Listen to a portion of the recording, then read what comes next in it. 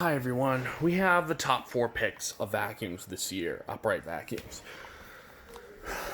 These are the 4 vacuums that I would recommend purchasing, and I don't have too many complaints about, where basically the pros outweigh the cons, and I think they're good vacuums, and outweigh them by a lot. So first off is the DC33, which I would put as the lowest rank in this. I know, you're saying, oh, I'm putting a Dyson as lowest rank. That doesn't sound like you. There's a reason for that. The filtration is fine. The bin works. The cyclones work. My complaints are there's no clip to hold this in place. The tools in place. Baby, really? There's no clip to hold the tools in place like this, like release. You just friction fit them like a regular vacuum, and they stay on pretty loose. I tried to use the tangle-free turbine tool, and it popped out. So, not the greatest. But the problem there is with this machine, and my biggest complaint of DC33, is this brush bar. Basically, any hair you pick up gets jammed in this brush bar. Baby, really. Every bit of hair you vacuum up is going to get stuck in this brush bar. I just cleaned this, and I used it for like 1 minute to clean something, and you can see how much hair has built up into this brush bar. It is easy to clean because you don't need really any. Hello, baby. You don't need many tools, but I would still not recommend this vacuum for long hair. It also bogs down on this thick carpet. The brush bar barely spins on this. There's a safety system that will help release some torque on the brush bar if it's getting too much resistance, and that is turning on with this carpet, and it's making weird noises.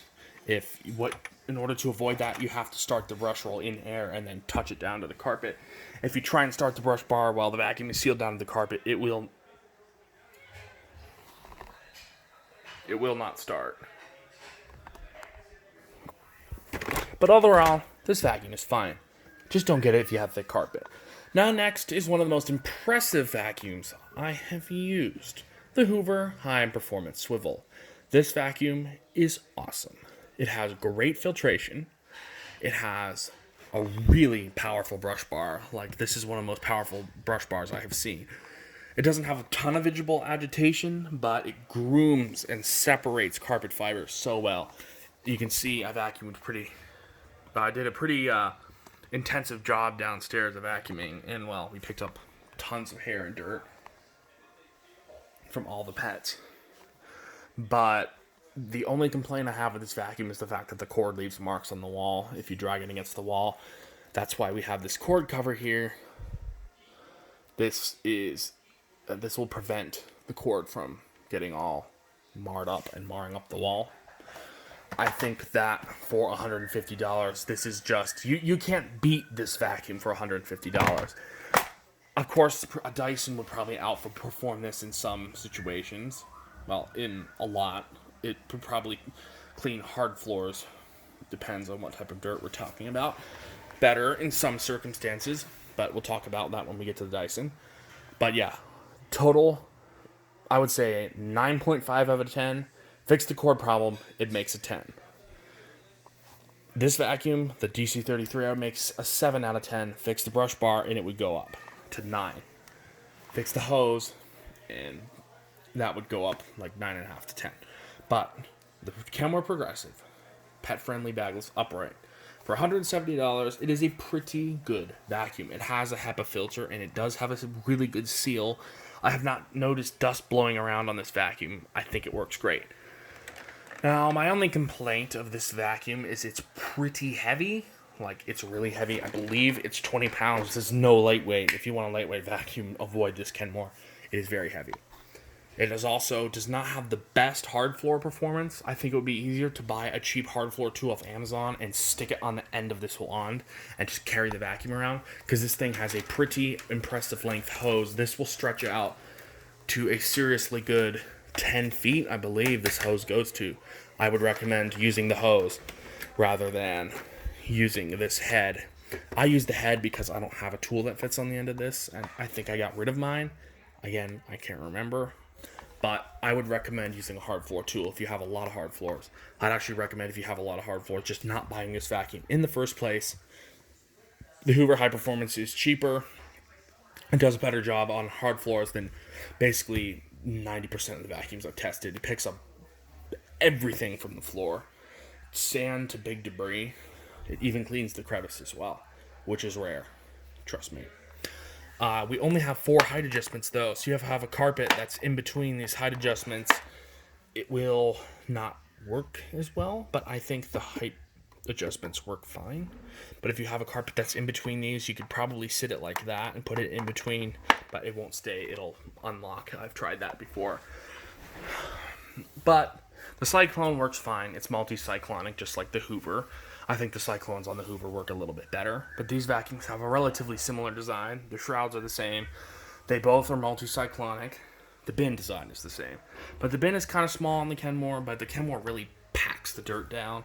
So I don't think you'll have problems with this vacuum expelling a lot of, or not expelling, but constantly getting full. And then I was going to say, this vacuum does not expel dust out that I've seen. I have not seen any fine dust buildup on the edge of this, or on this part here. You can tell if there's black dust escaping, you having a leak. Now, the final vacuum would be the almighty Dyson Ball Animal. The Dyson Ball Animal is an amazing vacuum. It cleans every surface I've tried it on. The only complaints I have, well, I'll go in. The filtration is great. The brush bar is great. It seals down to floors very tight. That's a pro and a con. That means it picks up out of crevices really good. But if you have big particles on hard floors, don't even bother. Pick them up with the hose. This vacuum will push the particles around. But it's still an awesome Dyson. I would recommend this. This gets a 9 out of 10, I'll say. Because they need to fix the issue, well, with putting a couple vents here to let stuff through. And the other things are this filter. If you jam down on this filter too hard, or it's not put in correctly, you will leak. It is very hard to get this filter on right. It is a process that a lot of people don't know. I have actually had not my Animal 2, but might have been my Animal 2. No, it's my multi-floor 2. Out of the box, the filter was not installed correctly, and I could hear it, and I installed it correctly on my own. Really, Dyson, you can't install your own filter right. Maybe it was just the machine, because this one was installed correct, the Animals was installed right, and the one that I found on the curbside was fine. But out of some machines, if you just aren't lucky and you get the machine where the filter is put in wrong, out of the box, it will leak. You have seen videos on Amazon, videos on YouTube. Why did I say Amazon? I need coffee. But anyway, you've seen videos on YouTube. That is because the filters are very difficult to get going. Unless you seal them perfectly, you will get a little bit of dust leakage.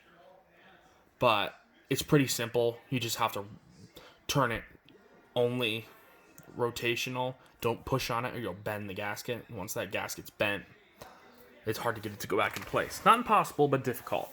The other thing is you have to be careful with putting this bin on. If you put it like this and you bend the seal in, that seal will pretty much never work correctly. The only way to get it work correctly is maybe use a hairdryer and get it hot and then let it bend it back into place and let it cool down and harden into place where it should be. Other complaint is that this hose is not the most comfortable thing to use. It has very powerful suction, like 300 air watts or something. So if you try and pull on this hose with a really, with an attachment that restricts the airflow, say the tangle-free turbine tool or crevice tool, you will be fighting this vacuum and you will not win. This vacuum is going to shoot towards you and hit you in the leg, which has happened to me more than once. Well, hello, baby. So these are my top vacuum picks for the 2019 year and 2020, until I find something that's better this year. But anyway, I hope you enjoyed this video of my top picks of vacuums. I hope you thought this was informative, and stay tuned for more.